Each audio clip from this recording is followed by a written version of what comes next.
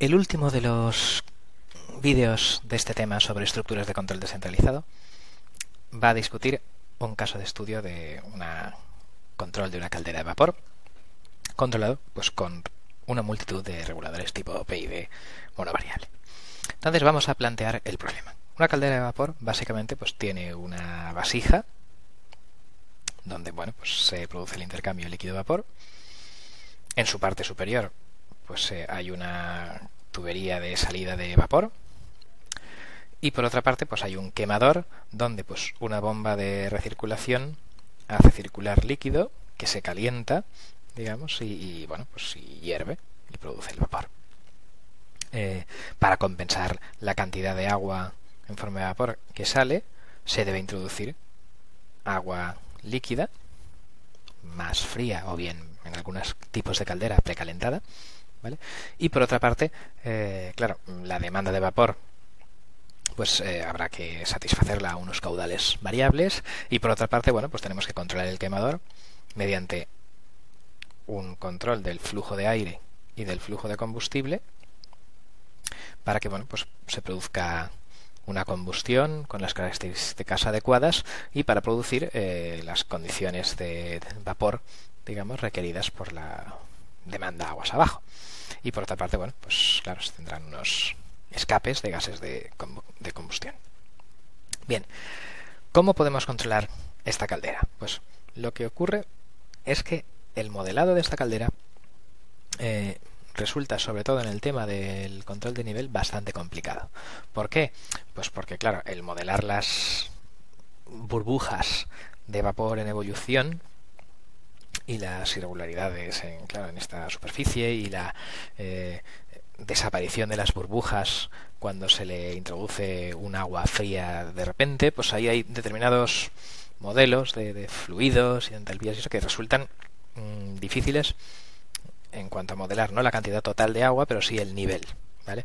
¿Cuál es el problema? Pues que si el nivel crece y entra el líquido por esta tubería, pues ese líquido podría producir daños. Por ejemplo, si esta caldera va a alimentar a una turbina, ese líquido, esas gotas de líquido podrían romper alaves de turbina. Entonces, digamos que hay que evitar a toda costa, por una parte, la salida de líquido por el conducto de vapor y por otra parte pues hay que evitar, claro, que el nivel de líquido baje demasiado y entonces pues se produzca el sobrecalentamiento de alguno de los elementos de la caldera.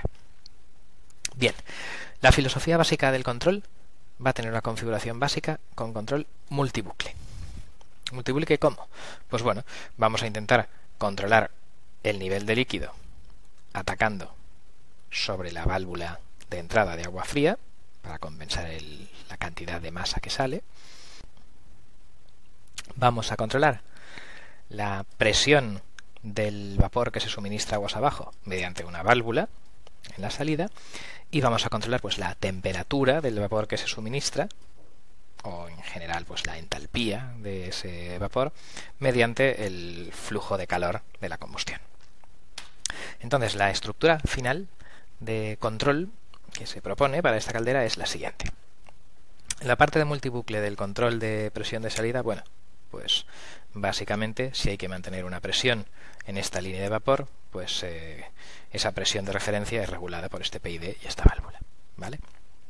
Ahora discutamos el control de nivel. Claro, el control de nivel es un control que, aunque a priori podría parecer un proceso de primer orden súper fácil, resulta difícil por lo que hemos dicho de que un flujo de líquido frío interrumpe la ebullición y el nivel, por tanto, baja rápidamente, ¿vale? De modo que ante un flujo, la respuesta ante un escalón de líquido frío es una bajada rápida del nivel porque muchas burbujas desaparecen y luego, pues claro, este control de nivel realmente sería un integrador. Si entra el líquido, pues este nivel subiría y subiría, ¿vale? Por lo tanto, pues una respuesta tipo de fase no mínima, ¿vale? Y que hace que no pueda ser controlado con precisión y rapidez, ¿vale? Entonces, lo que se utiliza en el control de las calderas es un sensor de caudal másico. De modo que básicamente, si este sensor fuera perfecto, por cada kilo de vapor que sale por la línea de vapor, deberíamos introducir 1 kilo de agua fría. ¿vale? De modo que, bueno, pues con esa idea, si esto fuera perfecto, este control de prealimentación, digamos, un poco la demanda de vapor másica es una perturbación externa, no sabemos cuánta vapor vamos a construir, pero bueno, pues midiendo esa perturbación, pues exactamente con una constante de prealimentación igual a 1, yo debería dar una referencia de caudal a este subsistema, digamos, de válvula de entrada. Aquí hay una servoválvula con un control en cascada sobre ascensor, digamos, donde esa referencia de caudal intenta ser conseguida. Y luego, por otra parte, pues aparte de esa acción de prealimentación, tendremos una acción de realimentación, donde un sensor de nivel, cuya medida, digamos, realmente por el burbujeo y la evaporación es una medida con mucho ruido, pues con un filtro paso bajo o con un controlador PI de ganancia baja, que ya hace, digamos, su diagrama de Bode de ese controlador PI, pues ya un poco filtra las bajas frecuencias, deja pasar solo las bajas frecuencias, ¿vale? Pues entonces esta acción PI de ganancia baja conseguirá que, bueno, con unas constantes de tiempo largas, compensen los errores, digamos, de descalibración de este sensor de caudal máximo, ¿vale? De este modo no reaccionamos ante esta señal de nivel con tanto ruido con una posible respuesta de fase no mínima, porque el control de alto ancho de banda con un proceso inestable por el integrador y de fase no mínima y con un sensor con mucho ruido resulta muy difícil, pero sin embargo, pues esta idea de la prealimentación hace que ya necesitamos controlar solamente los errores supuestamente pequeños de calibración de este sensor y que por tanto, al ser errores pequeños, puedan ser mantenidos durante un tiempo grande sin ser muy perjudiciales, porque son pequeños, ¿vale? La cuestión es que, bueno, pues este control tiene un ancho de banda pequeño, lento, pero no importa porque la parte rápida está hecha con prealimentación. Bien, pues este sería el manejo del control de nivel, el control de presión, ya lo hemos visto antes, y el tercer bucle sería el control de temperatura o de entalpía, digamos, del vapor, ¿vale? Entonces, concretamente, pues yo leería, por ejemplo, esta temperatura y trataría de conseguir unas ciertas condiciones de temperatura, ¿vale? Dado que trato de conseguir una cierta presión y una cierta temperatura, bueno, pues eso también sería equivalente con ciertas tablas termodinámicas a conseguir una cierta entalpía del vapor de salida para los cálculos termodinámicos de las posibles turbinas, etcétera, que hubiera aguas abajo, ¿vale? Entonces, bueno, pues la idea es que este control de temperatura, pues básicamente debería actuar sobre, pues, la potencia calorífica, pero hay distintos refinamientos, entre otros un selector de mínimo y también, claro, un efecto de prealimentación del caudal másico, ¿vale? En el sentido de que, bueno, pues que si se incrementa el caudal másico respecto al punto de funcionamiento, pues obviamente, aunque se mantenga la temperatura del vapor, la cantidad de calor debe ser incrementada. De hecho, aunque aquí se ha puesto una linealización, digamos, como el incremento de caudal por una cierta constante proporcional como incremento de potencia calorífica, pues a lo mejor realmente sería en un control, digamos, mejorado, pues la potencia calorífica debería ser proporcional a ese caudal másico de salida demandado, ¿vale? Bueno, la cuestión es que aquí pues se añade ese efecto, digamos, de forma linealizada como una suma, aunque podría haber variaciones, ¿vale? Entonces estos dos efectos, los incrementos de temperatura deseada, suben la potencia calorífica a que debe ser proporcionada a la caldera, y los incrementos de caudal másico también suben la potencia calorífica deseada. Pero por otra parte, pues la presión interna es importante por cuestiones de seguridad, de modo que aquí tenemos el control por selectores de presiones que en un vídeo anterior se ha especificado. Aquí tendrá este controlador de presión una referencia, digamos, de presión límite, de modo que, bueno, pues cuando esta presión sea muy por debajo de la presión límite, pues en principio esta acción de control significaría dar mucho calor para conseguir esa presión límite, pero pues estas otras ganarán el combate a mínimo y la mínima de las dos acciones será la que pasará como referencia de potencia calorífica que debe proporcionar el quemador, ¿vale? Entonces, bueno, pues básicamente con esta referencia de potencia calorífica, pues uno debería, con una con el poder calorífico del combustible, pues por cada unidad de potencia calorífica debería poner una cierta cantidad de combustible proporcional a ella, ¿vale? De manera que con algún factor de escala posiblemente, o que podría estar simplemente ese factor de escala embebido en las ganancias de estos reguladores anteriores, ¿vale? Pues eso produce un incremento deseado, digamos, del flujo de combustible sobre un flujo en un punto de funcionamiento. Una servoválvula con sensor de caudal, con este bucle en cascada de sensor extra, esclavo de los anteriores, sería, digamos, la encargada de proporcionar ese caudal de combustible. Lo que ocurre es que todavía hay más elementos en este bucle de control. En concreto, claro, hay que regular la relación aire-combustible para conseguir una cierta eficiencia en la combustión, ¿vale? Porque si se da mucho combustible y poco aire, sale humo negro con carbón inquemado, y eso, aparte de las consecuencias, digamos, de contaminación, pues tiene consecuencias económicas, porque todo carbono inquemado que se lanza por la chimenea, pues es, digamos, hidrocarburo tirado a la basura, ¿vale? Entonces, por otra parte, si damos demasiado aire, pues parte de la energía se gasta en calentar un aire que luego va a irse por la chimenea, ese aire caliente, ¿vale? Por lo tanto, pues hay un punto óptimo, digamos, para una combustión con una eficiencia adecuada, y que es un compromiso entre no tirar demasiado aire caliente y no dejar demasiados inquemados, ¿vale? Entonces, ese punto óptimo se suele medir con un sensor de la cantidad de oxígeno que hay en los gases resultado de la combustión, o alternativamente un sensor según la concentración de monóxido de carbono. El monóxido de carbono es dióxido de carbono ya parcialmente quemado, de manera que cuando sube la concentración de monóxido significa que estamos dando demasiado poco aire, ¿vale?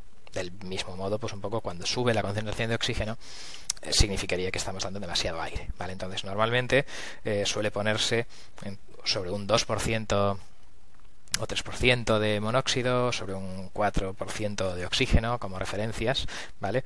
Alternativas, ¿vale? No hace falta en muchos casos utilizar los dos sensores, sino que con uno de ellos y una referencia para ellos pues sería suficiente. Entonces, pues por ejemplo, en este dibujo de aquí, pues en negro, pues hemos seleccionado, por ejemplo, un sensor de oxígeno, de manera que este PID intentará manejar el flujo de aire para que el oxígeno en los gases de combustión sea de alrededor del 4%, por ejemplo, y eso significa una combustión razonablemente eficiente. Que bueno, ya depende de cada quemador, de cada tecnología, de cada tipo de combustible, pues esa referencia sería una u otra, ¿vale?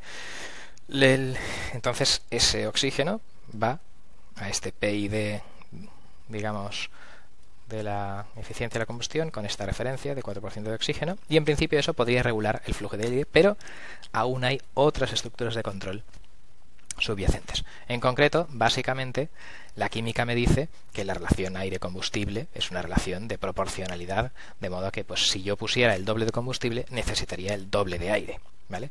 De manera que lo que hace este PID es simplemente dar una referencia de relación aire-combustible. Eso se multiplica por el caudal de combustible y esto da una referencia de flujo de aire. Referencia de flujo de aire que un control en cascada interno con un caudalímetro intenta conseguir manipulando una cierta bomba de ventilación de aire, un ventilador o eso, ¿vale? Entonces, este tipo de estructura de control donde salen productos dentro de un diagrama de bloques se denomina ratio control, ¿vale? O control de relación, ¿vale? Entonces, pues el ratio control también es una estructura de control, un elemento de los bucles bastante utilizado en industria química o en combustión, tal, porque viene determinado por sentido común a partir de relaciones estequiométricas, ¿vale? En un incremento directo del caudal de combustible, seguro que sin ningún cambio más requiere un incremento en la misma proporción del caudal de aire, y este bloque multiplicador es lo que hace, ¿vale?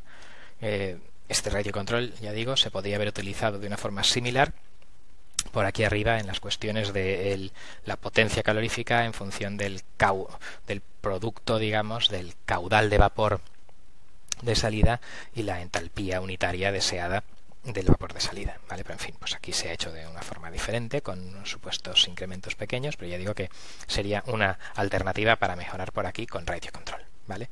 Entonces la cuestión es que, bueno, pues después del ratio control ya tenemos el cascada sensor extra para conseguir ese caudal de aire, y entonces pues toda esta parte de aquí abajo constituye el subsistema de control de combustión, ¿vale? Al cual simplemente le llega una referencia de poder calorífico de aquí, y todo este cascada sobre sensor junto con ratio control, junto con realimentación de oxígeno con una referencia, digamos, de 4% y cascada sobre sensor, etcétera, pues consigue este control de la combustión, ¿vale? Entonces, pues toda esta estructura sería un control de caldera donde solo se han utilizado pues prealimentación, control en cascada, control con selectores, ratio control y control multibucle para conseguir lo que nosotros deseábamos del comportamiento de esta caldera, y al final se tienen, pues digamos, sensores de presión, caudal y temperatura del vapor de salida, presión y nivel interior, vamos a 5 sensores, ¿vale? Sensor de caudal de entrada 6, caudal de combustible 7, oxígeno 8 y caudal de aire 9, ¿vale? O sea que esta es una estructura con 9 sensores y con una válvula, 2 válvulas, 3 válvulas y una bomba de aire, un ventilador, ¿vale? Entonces tendríamos 9 sensores y 4 actuadores. Con esta estructura de 9 sensores y 4 actuadores vamos a poder controlar las referencias primarias de temperatura y presión del gas de salida, 1, 2, nivel 3 y, bueno, pues calidad de combustión, 4 referencias primarias. Claro, 4 actuadores, 4 referencias primarias. ¿Qué ocurre? Que, bueno, claro, tenemos una quinta referencia, esta presión límite, que claro que no puede conseguirse con 4 actuadores, de manera que este selector es el que decide si vamos a controlar las condiciones del vapor de salida o la temperatura o la presión interior, ¿vale? O sea, en resumen, tengo 4 actuadores, tengo 9 sensores, que son 8 salidas más una perturbación, que la perturbación es pues precisamente el caudal demandado, ¿vale? Y tengo pues 4 referencias primarias principales y una quinta referencia de seguridad que se intercambia con las otras, porque 5 con 4 actuadores no se puede controlar para seguridad, ¿vale? Entonces, bueno, pues esta es un poco la estructura final, donde hemos combinado prealimentación, cascada sensor extra, cascada sensor extra, cascada sensor extra, 3 bucles en cascada sensor extra, control con selectores, control multibucle, ratio control, otro cascada sensor extra aquí, en fin, para un subsistema de control de combustión, un poco que sería una especie de esclavo del subsistema maestro anterior. O sea, esto sería como una especie de control en cascada, donde el elemento en cascada es a su vez una estructura de control complicada. Y bueno, pues con todas estas situaciones pues se puede conseguir controlar una caldera de vapor en la práctica utilizando pues únicamente reguladores tipo PID o similares, ¿vale? Vemos que tenemos en total pues bloques así de proporcionalidades o similares, pues 1, 2, 3, 4, 5, 6, 7, 8 y 9 bloques PID, ¿vale? Junto con, bueno, un bloque ratio, esta prealimentación, etcétera, ¿vale? O sea que, bueno, y con todo esto pues se hacen las estructuras de control avanzado en la práctica, digamos, como otra opción posiblemente más económica y fácil de mantener, aunque quizás con menos prestaciones que el control predictivo, si se tiene un modelo suficientemente preciso para aplicar control predictivo, o como hemos dicho antes en algunas ocasiones, el control predictivo se aplica a dar estas referencias desde otras etapas de la superiores, digamos, en el control jerárquico. Bien, y con esto pues termina este vídeo sobre el control en un ejemplo de control de una caldera.